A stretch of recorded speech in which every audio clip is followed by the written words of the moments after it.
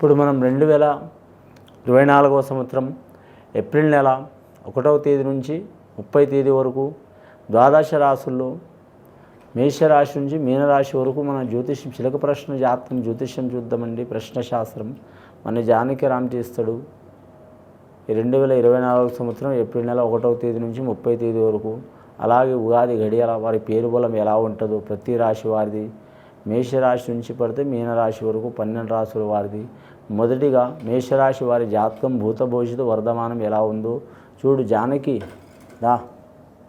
మేషరాశి వారి జాతకం ప్రశ్న ఎట్లా ఉంది ఏప్రిల్ నెల 1వ తేదీ నుంచి 30వ తేదీ వరకు చూడుతి.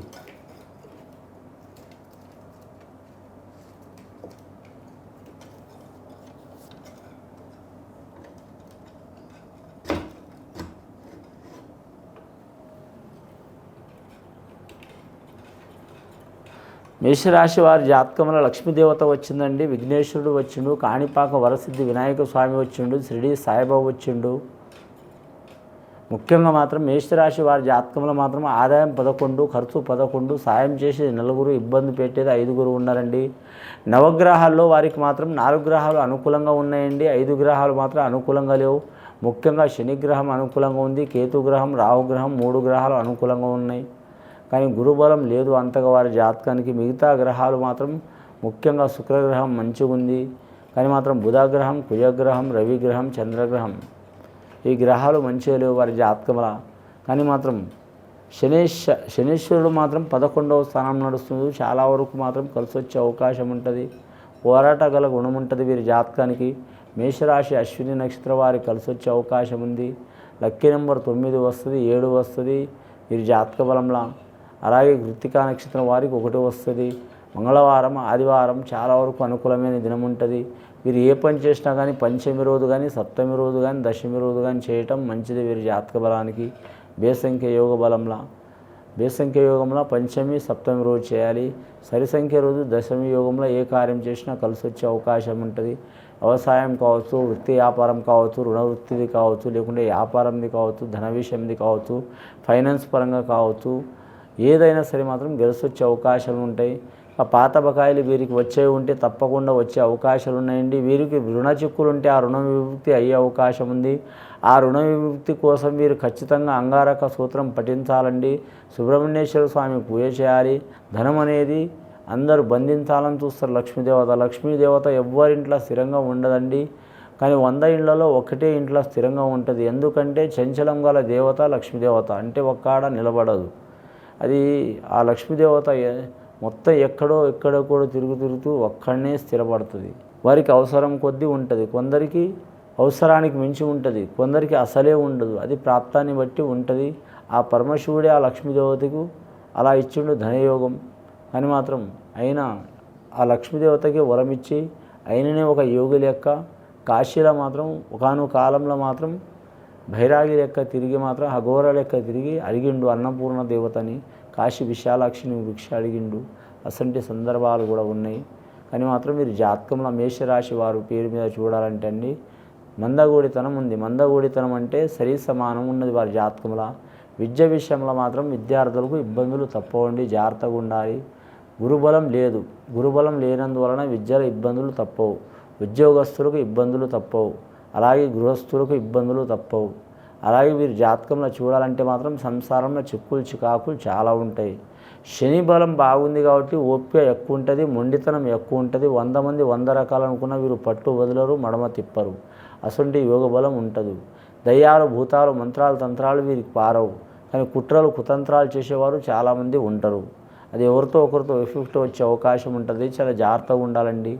ముఖ్యంగా వీరి జాతకంలో చూడాలంటే మాత్రం వీరి కులదేవతని కానీ, గృహదేవతని కానీ, లేకుంటే వీళ్ళు వంశస్థుల దేవతని కానీ పూజ చేయాలి.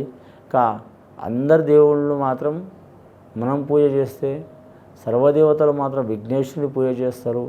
ఆ విఘ్నేశ్వరుని ఆరాధన చేయటం చాలా వరకు మంచిది, శ్రేష్టం. విఘ్నేశ్వరుని ఆరాధనకు మాత్రం 11 రకాలని కొందరంటారు, 1 రకమని కొందరంటారు, 6 రకాలని కొందరంటారు. కానీ ఆ విఘ్నేశ్వరునికి చాలా రూపాలు ఉన్నాయండి. చాలా వరకు మాత్రం 21 రూపాలు ఉన్నాయి. 21 రూపంలో ఏ రూపంలో అయినా సరే పూజ చేస్తే చాలు, శుభయోగం ఉంటుంది. అందులో కాణిపాక వరసిద్ధి వినాయక స్వామి అంటే గంగలోంచి ఉద్భవించిన వినాయకుడు చాలా సత్యం గల దేవుడు. స్వచ్ఛమైన యోగ బలం ఉంటుంది. ముఖ్యంగా వీరికి వివాహ విషయంలో కళ్యాణంలో దోషాలు, చిక్కులు, చికాకులు, దారిద్ర బాధలు ఉన్నవారికి తొలగిపోయే అవకాశాలు ఉన్నాయి. పెద్దల ఆస్తి కలిసి వచ్చే అవకాశం ఉంది. అన్నదమ్ములతో విరోధాలు ఉన్నవారు దగ్గరికి అయ్యే అవకాశం ఉంది. భార్యాభర్తలతో మాత్రం తగాదాలు, చిక్కులు, చికాకులు తప్పవు. మేషరాశి వారి జాతకంలో అశ్విని నక్షత్రం అంటే అశ్విని నక్షత్రంలో పుట్టినవారు కావచ్చు, లేదా అశ్విని నక్షత్ర ఘడియలో పుట్టినవారు కావచ్చు, లేదా మేషలగ్నంలో పుట్టినవారు కావచ్చు. ఇక నామధేయం ప్రకారం లా లీ అనే అక్షరం ప్రకారం ఉన్నవారు కూడా అశ్విని నక్షత్రం వస్తుంది.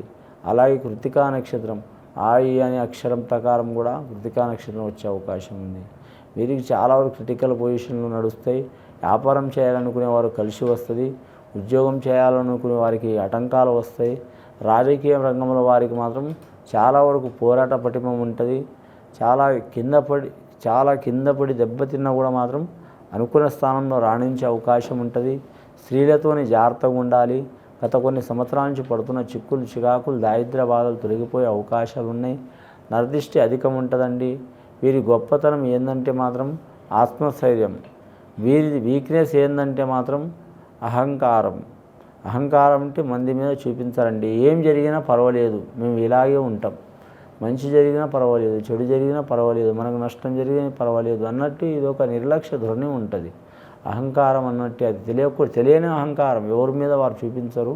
తెలియని అహంకారం, నిర్లక్ష్యం ఉంటుంది. ఆ నిర్లక్ష్యం తగ్గించుకుంటే వారు 1000 మందిని నిలబెట్టేంత యోగం ఉంటుంది వీరి జాతకానికి. కుజుడు వీరి జాతకానికి అధిపతి కాబట్టి అంగారకారకుడు భూమికి దగ్గర ఉంటాడు కాబట్టి రియల్ ఎస్టేట్ రంగంలో కలిసి వచ్చే అవకాశం ఉంది.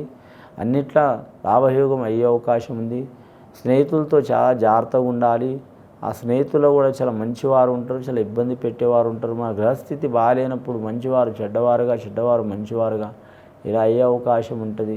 ముఖ్యంగా వీరి గురుబలం అనుకూలంగా లేనందువలన లేనిపోని ఇబ్బందులు, లేనిపోని తిట్లు, నీలాప నిందలు, నమ్మిన వారు మోసం చేయటం, ధనం నిలకడ లేకపోవటం, ఎంత డబ్బులు వచ్చినా నిలబడకపోవటం, వృత్తి వ్యాపారాలు సరిగా లేకపోవటం, మనశ్శాంతి లేకపోవటం, కళాత్ర సౌఖ్యం లేకపోవటం, అలాగే స్త్రీలకు భర్త సౌఖ్యం లేకపోవటం, సంతానం నుంచి ఇబ్బంది కలగటం, మనశ్శాంతి లేకపోవటం, చికాకులు కలగటం, ఎవరి మనసులో వాళ్ళు ఉండటం, అలాగే నమ్మిన వారు నష్టం చేయటం ఇలాంటి సంఘటనలు ఉంటాయండి.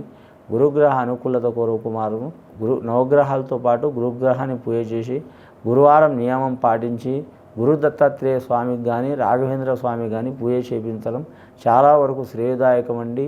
ఇది విని చూసి ఆచరించే వారికి మంచి ఫలితాలు కలుగుతాయండి. శుభం భూయాత్.